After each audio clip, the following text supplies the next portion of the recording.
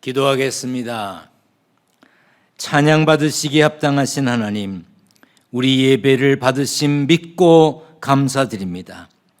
코로나19와 무더위에 지친 우리지만 예배합니다. 예배드립니다. 우리는 믿음 가졌으나 감히 더 큰 믿음 갖기 원합니다. 이미 하늘에 소망을 가졌지만 흔들림이 없기 원합니다. 우리는 하나님이 사랑이라고 배웠고 하나님의 사랑을 느꼈습니다. 이젠 그 사랑을 베풀고 살 넉넉함을 갖기 원합니다. 오늘 우리의 예배를 받으시고 말씀 가운데 만나 주옵소서. 하나님 만난 기쁨을 오늘 체험케 하여 주시기를 구합니다. 이 시간 해외의 취업으로 유학으로 선교하기 위해 나가 있는 이들이 있습니다. 군대에 나가 있는 젊은이들도 있습니다. 병상의 환자들도 있습니다. 모두에게 우리와 같은 은혜를 주옵소서. 세계 곳곳에서 소리와 영상으로 기둥교회 예배에 동참하는 이들이 많습니다. 그들도 은혜 받는 시간 되게 하여 주옵소서. 이 시간 설교하는 부족한 종의 목소리에 기름 부으시고 성령께서 역사하여 주옵소서. 악한 마귀 틈타지 않도록 붙드실 줄 믿고 예수님 거룩하신 이름으로 기도하옵나이다. 아멘. 할렐루야. 하나님의 은혜와 평강이 함께 계시기를 축원합니다. 덥지만 무더위에 지치고 힘들지만 그래도 범사에 승리하는 삶이 되시기를 축원합니다. 아멘. 이렇게 더위가 지속되는데도 교회 건축은 진행되고 있습니다. 여러분들 위해서 기도하고 계시지요? 관심 가지셨나요? 어떤 분이 일하는 분들 수고한다고 음료수 값을 보내오셨더라고요. 감동 먹었습니다. 덕분에 저도 조금 음료수 마셨고요. 관심 가져주시고 사랑의 마음을 가져주시고 음료수도 과일도 제공하고 싶은 마음이 있으시면 언제든지 환영합니다. 뭐 꼭 하시란 얘기는 아닙니다. 관심 가지시란 뜻이죠. 관심 가져주시기를 부탁드립니다. 아멘. 사람은 쉬어야 합니다. 쉬지 않고 계속 일만 하면 능률이 오르지 않고 체력도 감당하지 못해서 결국 일을 잘 할 수 없게 되지요. 쉬지 않으면 결국 과로로 쓰러지게 되고 일할 수 없게 됩니다. 하나님께서는 창조 활동을 통해 일과 쉼의 진리를 가르쳐 주셨습니다. 하나님은 창조하시고 쉬시고, 창조하시고 쉬시고, 낮에 일하시고 밤에 쉬시고 이렇게 일하셨습니다. 하나님은 캄캄한 밤을 세상에 두셨습니다. 하나님께서는 엿새 동안 일하시고 7일째 되는 날은 쉬라고 하셨고 쉬는 날은 쉬면서 또 하나님께 예배하라고 하셨습니다. 6년 동안 일한 사람은 7년째 되는 해에 1년을 쉬도록 안식년을 갖게 하셨습니다. 50년에 한 번씩은 희년이라는 축제를 통해 종된 사람들도 노임받게 하고 땅까지 쉬게 하셨습니다. 그러므로 하나님 앞에서 일하는 것과 쉼은 서로 배타적인 관계가 아니라 서로 보완적인 관계라고 할 수 있습니다. 일과 쉼은 하나님의 창조 질서 속에서 피조물인 우리를 위해서 허락하신 하나의 복입니다. 하나님이 허락하신 축복입니다. 하나님도 쉬셨고 우리에게 쉬라고 하셨습니다. 그러므로 우리는 쉬어야 합니다. 그러기 위해서 무엇을 해야 되겠습니까? 알맞게 운동해야 합니다. 디모데전서 4장 8절에 보면 육체의 연습도 약간의 유익이 있다고 했습니다. 음식도 알맞게 먹어야 합니다. 모든 일에 절제할 수 있는 사람이 이길 수 있습니다. 성경에 보면 먹기를 탐하는 사람, 음식을 탐하는 자들과 사귀지 말라고까지 했어요. 너무 먹는데 막 욕심을 부리는 사람들 있잖아요. 그런 사람하고 사귀지 말랍니다. 우리의 겉사람은 낡아질 수밖에 없는 존재이기 때문에 건강에 신경 써야 합니다. 잘 쉬고 잘 먹어야 합니다. 적당히 쉬고 적당히 먹어야 합니다. 예수님께서도 파송받은 제자들이 돌아와 결과 보고를 했을 때 이렇게 말씀하셨습니다.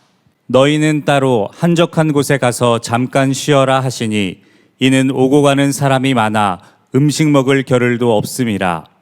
쉬는 것 중요합니다. 쉬어야 합니다. 예수님도 쉬라고 하셨습니다. 그러나 저는 목회자들과 교회 직원들의 월요일 정기 휴무에 대해서 이렇게 생각합니다. 월요일은 반드시 쉬어야 됩니다. 심지어 목사님들도 월요일은 무슨 일이 있어도 쉽니다. 전화도 안 받습니다. 글쎄요, 그게 정말 목회자의 말일까요? 목회자의 마음일까요? 저는 동의하지 않습니다. 자식을 둔 부모는요, 전화를 끊고 살지 못합니다. 왜요? 자식들에게 연락이 올까 봐요. 어르신을 모시고 사는 부모님이 계신 분들은 전화를 끊지 못합니다. 연세 드시고 병약하신 어른을 두고 있는 자녀들은 어른들에게서 연락 올까 봐 전화 못 끊습니다. 하물며 목회자인 목회자들이 나는 월요일이면 전화도 끊어. 전화도 안 받아. 글쎄요, 잘하시는 일인지 제가 판단할 것은 아니지만 꼭 그래야 하는가 하는 생각이 듭니다. 교인들은 주중에 열심히 일하고 주일에는 교회에 나와서 봉사하고 다시 월요일이면 출근합니다. 그러므로 교회에서 일하는 이들은 쉴만 할 때 쉬어야 하지만 교회에서 일하는 사람이 월요일에 못 쉬면 큰일 나는 것처럼 생각하고 말하는 것은 옳다는 생각이 들지 않습니다. 믿음이 좋은 청년들은 1년에 한 번 짧은 휴가도 성경학교 교사로 또 중고등부 수련회 교사로 헌신합니다. 그러므로 교회 직원들은 쉬지 못한다, 쉬지 못해서 속상하다, 물론 그렇겠지요. 그렇지만 그것을 너무 드러낼 필요는 없다는 얘기입니다. 그렇다고 제가 교회 직원들은, 목사님들은 쉬지 말아라, 쉬지 못한다, 그런 표현은 아닙니다. 쉬더라도 죄송한 마음도 갖고 정말 감사한 마음도 가져야 한다는 뜻입니다. 또 하나는 안식년에 관한 문제입니다. 안식년은 유대인들이 6년 일하고 1년 쉬는 해를 말합니다. 안식년에는 종이 자유를 누리고 토지도 쉬게 됩니다. 채무자를 위해 완전한 쉼을 주는 것을 상징합니다. 요즘 안식년 제도를 도입하는 교회와 목회자들이 있습니다. 목회자나 신학대학 교수는, 그리고 선교사들은 자신을 돌아보는 재충전의 기회가 필요하다는 것 인정합니다. 그러나 요즘 그것을 반드시 지켜야 하는 것으로 주장하는 것은 그렇게 옳다고만 말할 수는 없습니다. 사실 복음 전파를 위한 사명은 한순간도 멈출 수 없는 특별한 소명입니다. 엄밀히 말해 크리스천의 진정한 휴식은 죽음이라는 것으로 가능합니다. 하나님 나라에 갔을 때 온전한 쉼을 가질 수 있는 것이지요. 많은 믿음의 선배들은 촌음을 아끼며 싸우듯 목숨 걸고 일했습니다. 목숨 걸고 신앙생활했습니다. 안식년 좋은 제도입니다.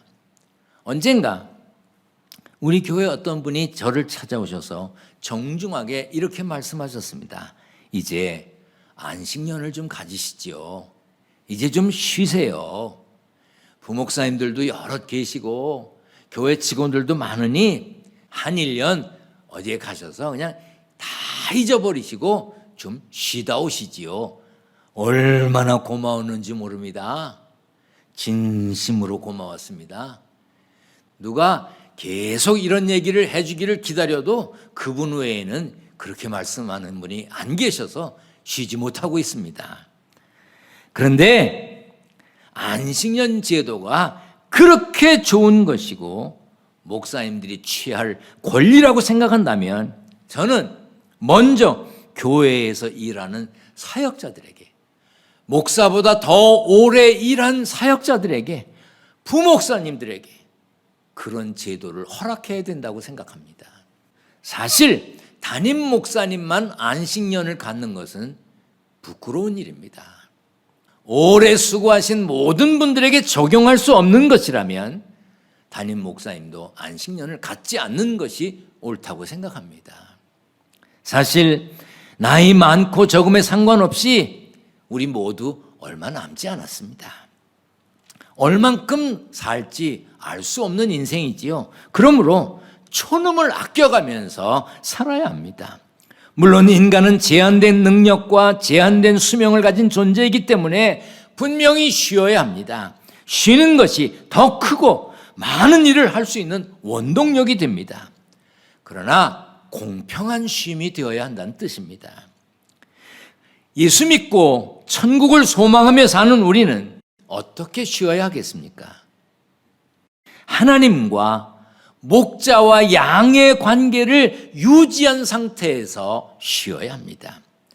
오늘 본문 시편 23편 1절부터 3절에 보면 다윗은 하나님이 자기의 목자라고 표현했습니다. 다윗은 자신이 양치는 목자였기 때문에 목자가 양에게 갖는 관심과 자상함을 알고 있었습니다. 양에게 목자가 얼마나 귀한 존재인지도 알고 있었습니다. 목자를 따르는 양은 물 걱정할 필요가 없죠. 풀 뜯을 걱정도 안 해도 됩니다. 양들을 삼키는 짐승들을 걱정할 필요도 없습니다. 길 잃어버릴 염려도 없습니다. 다 목자에게 맡기고 목자의 음성에 귀를 기울이면 되는 것입니다. 목자가 먹으라면 먹고, 목자가 가자 그러면 가고, 목자가 쉬라 그러면 쉬고, 양은 목자가 하라는 대로 하기만 하면 되는 겁니다. 목자를 따르는 양은 부족함도 두려움도 가질 필요가 없습니다. 그렇기 때문에 우리는 목자이신 하나님과의 관계를 바르게 해야 하고 그 관계를 잘 유지해야 합니다. 평상시에는 물론이지만 쉼의 기회를 가질 때, 여행을 가고 캠핑을 가고 고향을 방문할 때도 하나님과의 관계를 바르게 유지해야 합니다. 코로나19로 온라인 예배를 드려도 하나님과의 관계가 바르게 유지되고 있는지, 하나님과의 관계가 잘 이루어지고 있는지 자신을 살펴보아야 합니다. 우리가 부족함이 없는 삶을 살려면 하나님이 나의 목자가 되어야 합니다. 성경 중심의 신앙생활이어야 합니다. 하나님이 주신 계시의 말씀, 열어서 보여주신 말씀을 잘 따라야 합니다. 바르게 공부하고 훈련받고 안수받은 목사가 설교하고 가르치는 말씀대로 신앙생활을 해야 합니다. 그리고 교회 중심의 신앙생활을 해야 합니다. 목회자와 함께하는 신앙생활을 해야 한다는 뜻입니다. 교회는 목회자가 있는 곳입니다. 기독교 전통에 어긋나지 않고 성도들의 신앙과 삶을 위해 기도하고 염려하고 지도하는 목회자가 설교를 하고 가르치는 교회가 신앙생활의 본부가 되어야 합니다. 여러분들의 신앙생활의 본부가 어디입니까? 어떤 문제가 생겼을 때 기도 요청을 해야 될 대상이 누굽니까? 교회여야 합니다. 등록된 교회, 자기가 적을 두고 있는 교회 목회자와 관계를 잘 유지해야 합니다. 그리고 가정 중심의 신앙생활이어야 합니다.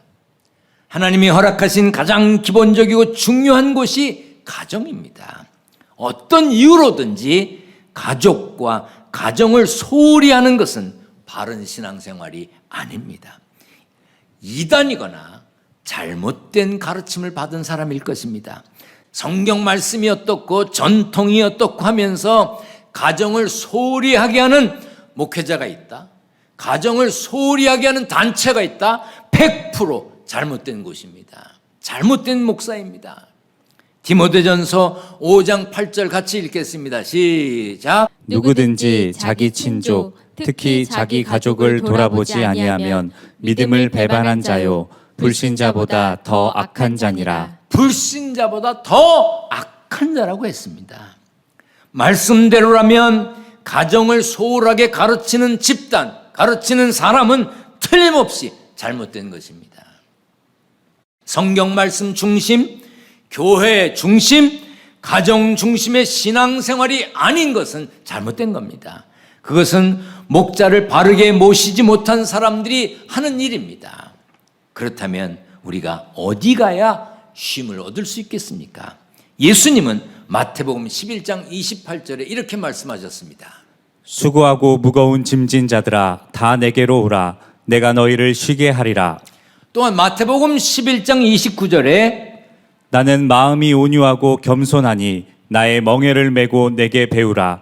그리하면 너희 마음이 쉼을 얻으리라.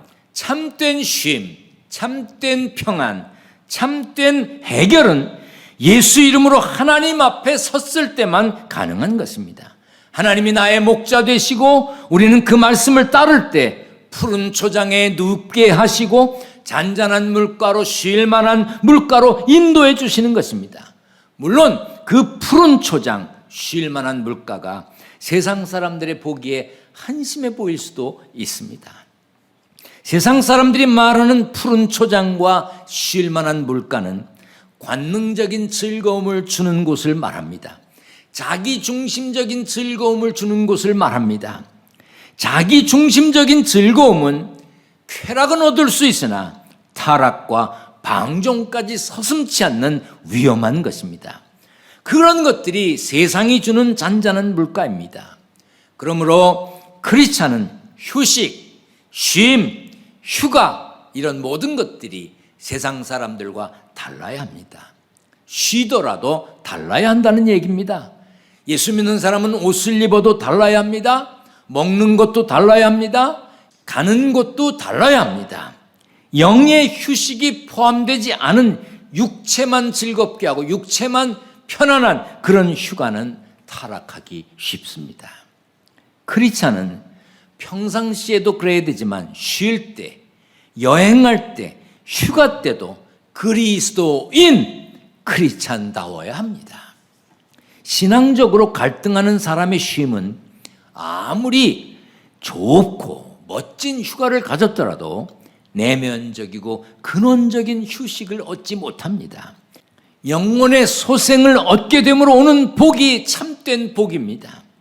평안히 쉬고 새 힘을 얻어야 하는 길이라면 의의 길이어야 합니다. 여러분은 어디를 가시렵니까? 무엇을 하시렵니까? 그런데 그곳이, 그 일이 의의 길입니까? 옳은 일입니까? 하나님과 사람 앞에 부끄러운 일은 아닌지 살펴보아야 합니다. 하나님은 우리가 쇠약해졌을 때 회복시키시고 기진할 때 활력을 주시고 낙심했을 때 소망을 주십니다. 죄책감에 고뇌할 때 용서의 기쁨을 주십니다. 치료하시는 하나님은 우리의 영혼까지 소생시켜 주시는 것입니다. 치료하시는 하나님, 그 하나님을 여러분 믿으십니까? 아멘. 크리스찬은 목자이신 하나님 앞에서 쉬어야 합니다. 목자의 제한에서 벗어나는 쉼은 화를 자초하는 것입니다. 그러므로 참된 크리스찬은 휴식에 있어서도 휴식을 하더라도 절제하며 즐길 줄 알아야 합니다. 부끄러움이 없는 쉼이 되어야 한다는 말씀입니다. 잠시의 즐거움을 위해 양심을 저버리고 신앙을 저버리는 어리석음을 피해야 합니다. 자신을 타락시키고 망가뜨리는 휴식이라면 차라리 휴식을 갖지 않는 것이 유익합니다. 여러분 중에 이 무더운 때에 쉼을 갖지 못하고 휴가라고 하는 것은 상상도 못하고 살면서 끊임없이 일해야 되는 분들이 계실 겁니다. 그런데 여러분들의 땀 흘림이, 여러분들의 수고가 분명 헛되지 않을 것입니다. 저는 그것을 믿습니다. 여러분들의 땀 흘림 결코 헛되지 않을 것입니다. 그런 믿음을 가지고 일하시길 바랍니다. 어느 곳에서 어떤 모습으로 땀 흘리든지 하나님의 보혈에 있기를 기도하겠습니다. 하나님의 품 안에 거하는 하나님의 보호하심 아래 땀 흘리는 하나님과 동행하는 삶이 되어야 합니다. 그렇다면 그 수고는 헛되지 않은 수고가 되는 것입니다. 힘들어도 하나님 마음에 드는 삶이어야 합니다. 그러면 자신에게, 자식에게 당당할 수 있습니다. 하나님, 저 이렇게 살았습니다. 저 이렇게 땀 흘리며 살았습니다. 저 촌음을 아끼며 살았습니다. 눈물을 흘려가며 살았습니다. 하나님 앞에도 당당할 수 있고 자식들 앞에도 부끄럽지 않은 삶이 될 것입니다. 인생에는 두 종류의 삶이 있습니다. 모든 인생에게 해당되지만 특별히 크리스찬에게 그렇습니다. 하나는 상품 같은 인생, 상품 같은 신자입니다. 상품은 한순간에 반짝거리고 각광을 받습니다. 그러나 그 반짝거림은 곧 사라집니다. 새로운 상품이 나오면 먼저 있던 상품은 값이 떨어지게 됩니다.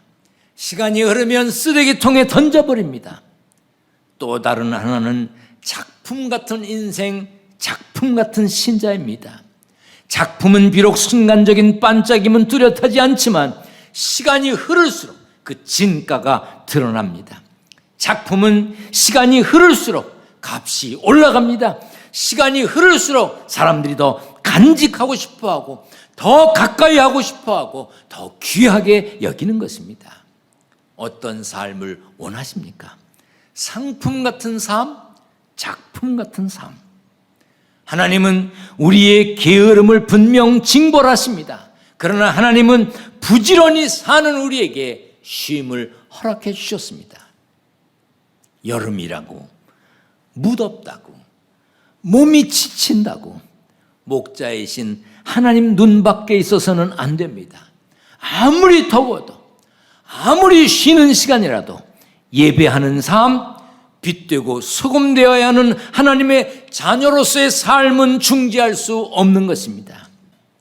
이 더운 여름철에 누구를 만나든지 어디를 가든지 하나님이 기뻐하시고 내가 기쁘고 모든 사람들에게 유익이 되고 소금이 되고 빛되는 복된 삶의 주인공이 되시기를 축원합니다. 아멘. 축원합니다. 아멘. 기도하겠습니다. 전능하신 하나님 감사합니다. 이렇게 모이지 못하고 얼굴과 얼굴을 대하지 못하며 영상으로 소리로 예배드리지만 하나님 우리의 정성된 예배를 받으시는 줄 믿습니다. 성도들 각각 처한 위치에서 하나님의 마음에 합한 삶의 주인공이 되게 하여 주시옵소서. 땀 흘려 일하여 얻은 소득을 구별하여 하나님께 드립니다. 성도들 정성으로 예물을 준비했습니다. 온라인으로 드린 이도 있고 또한 교회에 올 수 있을 때 드리려고 봉투에 준비한 이들도 있습니다. 저들의 마음을, 저들의 정성을 하나님 받아 주시옵소서. 봉투마다 적은 기도 제목 응답하여 주시옵소서. 성도들의 가정과 일터를 축복하시고 더 많은 11조를 드릴 수 있는 복을 허락해 주옵소서. 더 많은 감사의 조건이 넘치도록 하나님 축복하여 주옵소서. 우리 주님 예수 그리스도의 이름으로 기도하옵나이다. 아멘.